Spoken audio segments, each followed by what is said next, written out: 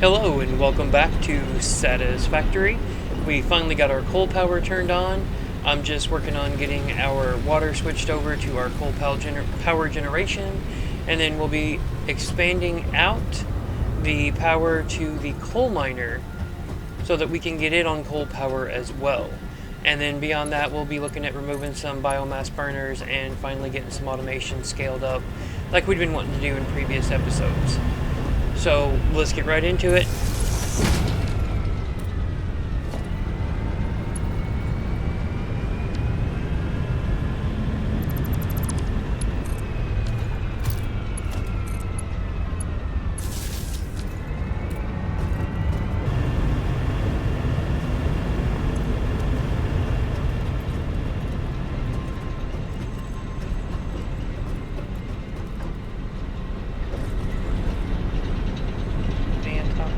Excellent. And now we need to go pick up our miner for the coal to get everything up and on the power grid for that. This will be whether or not we have enough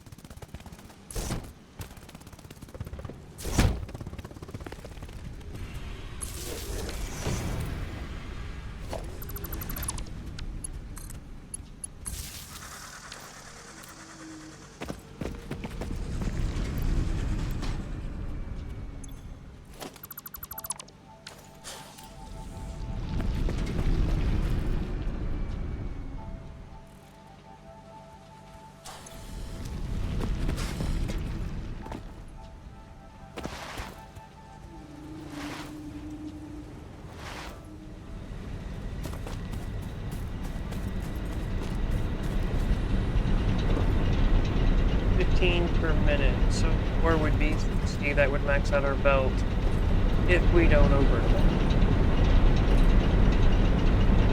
And it would be 180 water per minute, not overclocked. That even. Yeah, because 200, like, yeah, we can do that. Our power grid looking. Max consumption is 50, capacity currently 210 because we haven't switched everything over. So we can 180. And since these others are already full,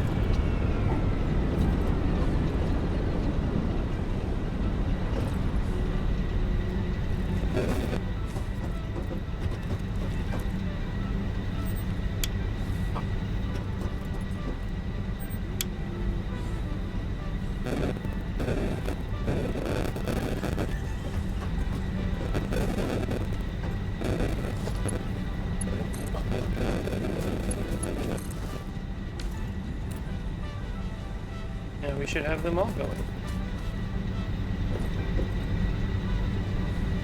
Oh, I never actually connected them to...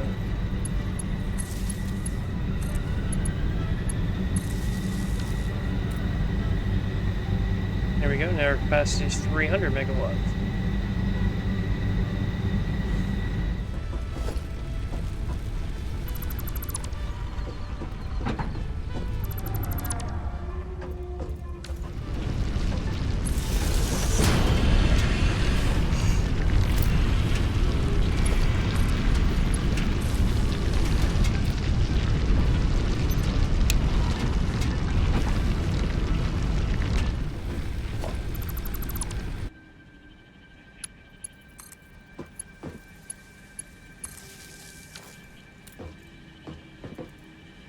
That's all the biofuel burners.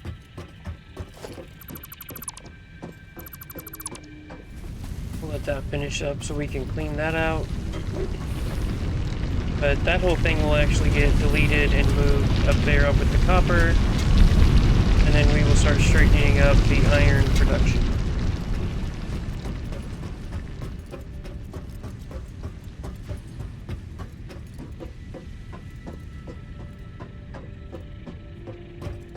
Alright, we never did go pick another milestone, so let's go ahead and do that.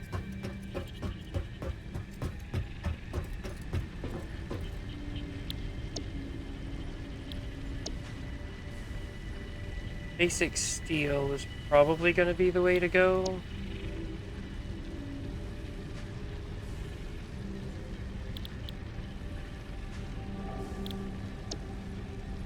Yeah, we need steel next. That's going to be, I think, the next big thing. Go ahead and put our concrete in there. Our wire.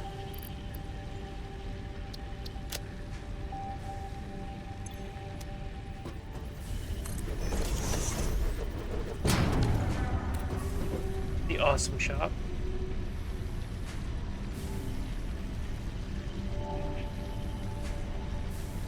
We don't have any tickets, so we could get different boxes, get different conveyor mounts,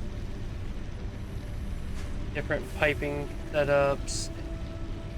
These are actually pretty neat because you can click them onto like a foundation structure and power the foundation. Different shapes for foundation. Get some walls. I'm not sure if we actually have walls yet. Some roofing. Other cool stuff. Custom coatings, basically, like concrete. The grit material looks like the diamond plating. That makes it look more like asphalt, so you can build roads. Then there's walls and steel walls.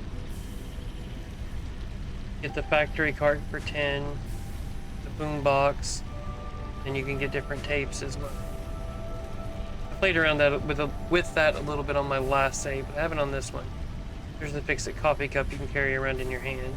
And then here are the extra parts that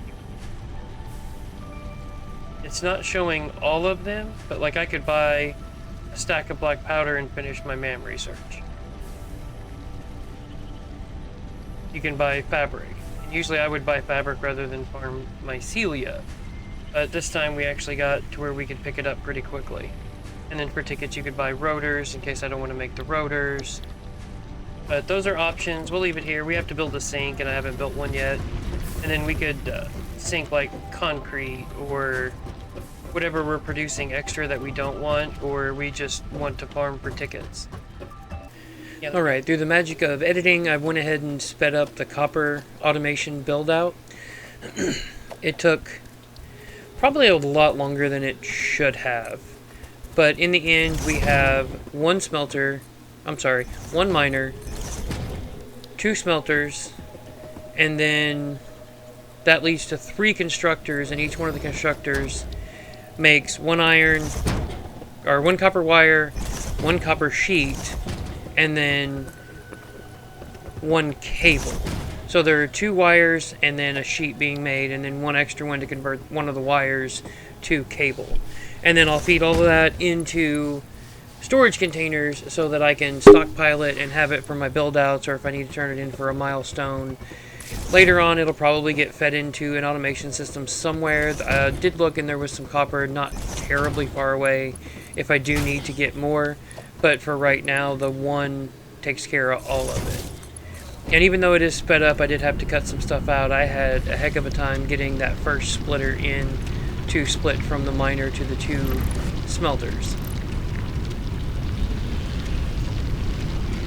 Now this is where I realized I could run 2 smelters off of 1 miner, so I went ahead and put in the conveyor splitter. And like I said, I had a really hard time getting everything lined up. This would have been, I think, 15 or 20 minutes long if I hadn't sped it up, so. But get power hooked up. We got them both making copper bars.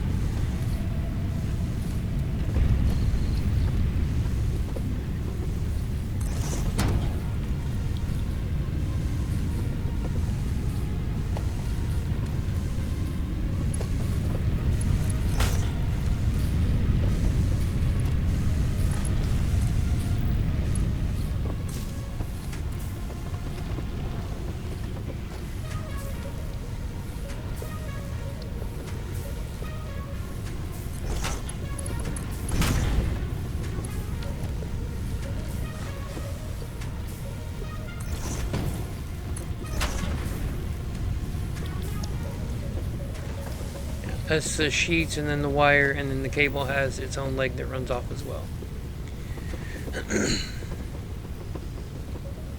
Looking back at it now, I will probably have to go back in and put a manifold between the two smelters so that their output is shared between all of them.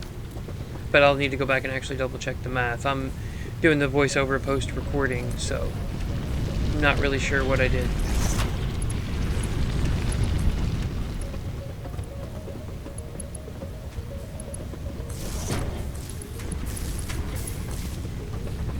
And there we go.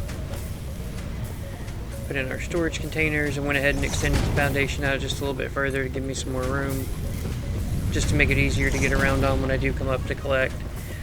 I will likely either put in a ramp or something else to make it easier to get to and from the copper, because as I went on recording I did notice that there started to become issues with getting up there and getting back, so we might do something to make traversal a little easier. But I finally automated the copper. I've been saying since day one I was going to do that, and we finally got it finished.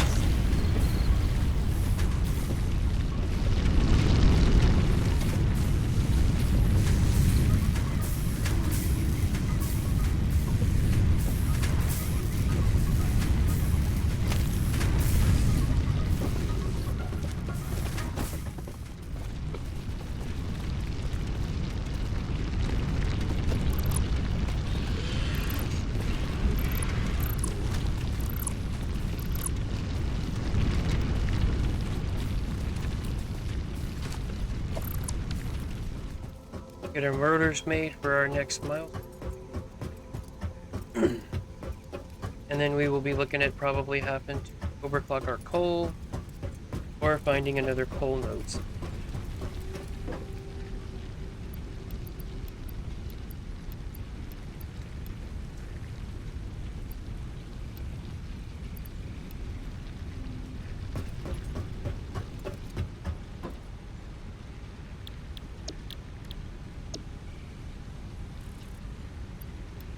The overclock. That'll grind out our rotors for it. Hopper is finally automated. Even if I don't have a great way to get up there, but it is automated.